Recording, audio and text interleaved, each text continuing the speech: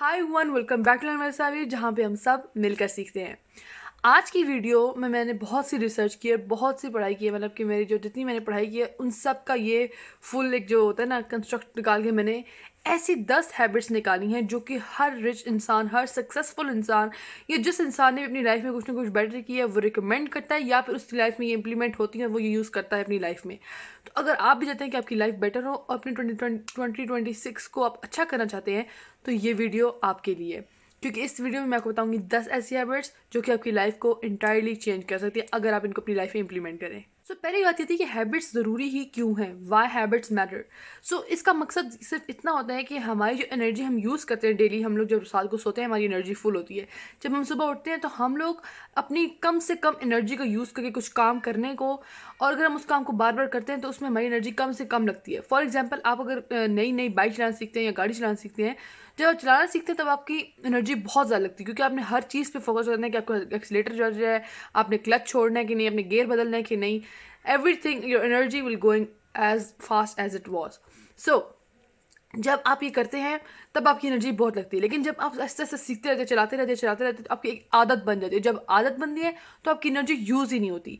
So basically आदतें इसलिए important है ताकि आपकी जो एनर्जी है वो जो आपकी नॉर्मल टास्क है उनकी जगह है, जो वेरी इंपॉर्टेंट टास्क है वहाँ पे एनर्जी यूज़ हो और आपकी एनर्जी ज़्यादा से ज़्यादा कम यूज़ हो और आपके काम भी हो जाए।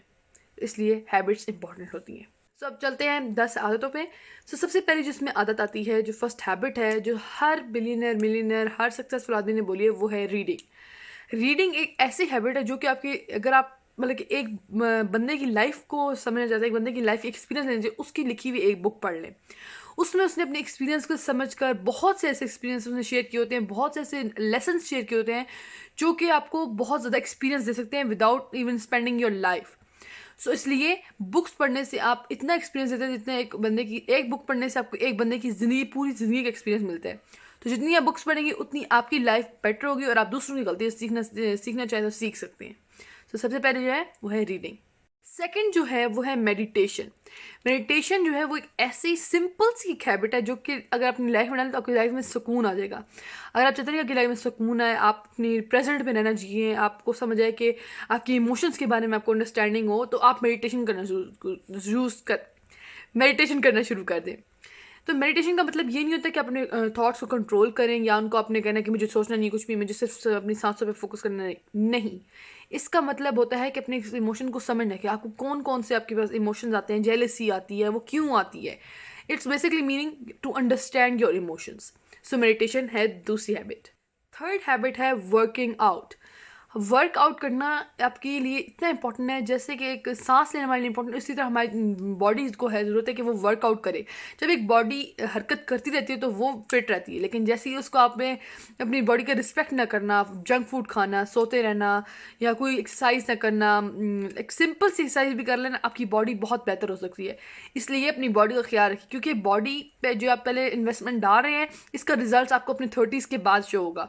सो 20s के, जो आपके 20s है, जो आपका टीनेजर है, इसमें अपनी बॉडी का ख्याल रखें, फिट रहें, ताकि आपको अपने 30s के बाद मसले ना बने। तो fourth habit is sleeping. Sleeping की आदत आजकल के दौर में बहुत ही कम है। जो लोग कम सोते हैं वो अपने आप को इतना बड़ा समझते हैं कि हम कम सोते हैं, हम तो पूरी रात जागते रहते हैं। रात बनी ही सोने के लिए। अगर आप रात को नहीं सोते तो आपका अगला जो दिन है वो बिल्कुल एनर्जी से लो एनर्जी, एंड जैसे मैंने आपको बताया कि आप जब सोते हैं तो हमारी एनर्जी फुल होती है। अगर आप सोएंगी नहीं, मिनिमम से मिनिमम आपको 7 आवर्स स्लीप लेनी ही चाहिए। डिपेंडिंग ऑन द एज आपको उसके हिसाब से भी लेनी चाहिए, पर 7 आवर्स हर ह्यूमन बीइंग के लिए इंपॉर्टेंट है। सो आपने ज़रूर लेनी चाहिए स्लीप हमें। और जो हमारा टाइम है, आपका ये ज़रूरी नहीं कि आप सुबह जल्दी उठें, आपका ये इंपॉर्टेंट है कि आप जिस टाइम सो रहे हैं और जिस टाइम जाग रहे हैं वो रोज़ का सेम हो। अगर सेम नहीं होगा तो जल्दी उठने का कोई फ़ायदा ही नहीं है। बस सेम करने पे मिला कि आप जल्दी सोने पे फोकस करें, जल्दी उठना ऑटोमेटिकली आपका हो जाएगा। ये आपकी सोच होनी चाहिए। नेक्स्ट हैबिट है स्टॉप कंप्लेनिंग। कंप्लेनिंग एक कैंसर है, आप समझ लें। कंप्लेनिंग जब बंदा करता है वो हमेशा अपने आप से नाखुश रहता है, जो उनको चीज़ें मिलती हैं वो उससे नाशुक्री करता है, और वो सिर्फ जेलसी में और कंपेयरिंग के बीच में अपने आप को एक ऐसी आग में जलाता रहता है जिसमें वो खुद में लगे जलता है, ना कि दूसरे लोग। सो कंपेयरिंग करना छोड़ना होगा। आज के दौर में कंपेयरिंग बहुत बढ़ी है due to social media and different opportunities that are getting over it.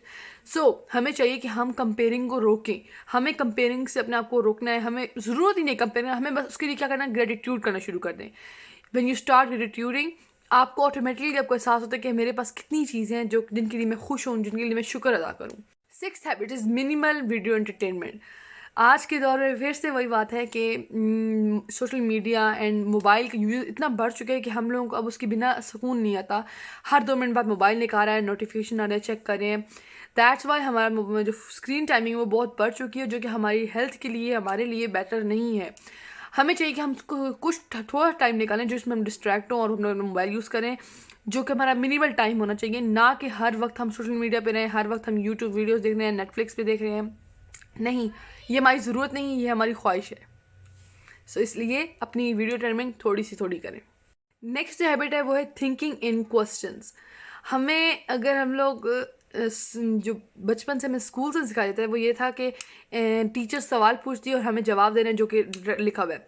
हमने कभी सवाल पूछना सीखा ही नहीं। अगर हम कुछ भी उल्टा पुल्टा सवाल पूछते थे, चाहे अपने माँ बाप से पूछें या अपने टीचर से, तो वो हमें चुप करा देते, कहते चुप कर जाओ, तुम्हें नहीं पता, इसको छोड़ो, तुम्हें अभी समझ नहीं आएगी।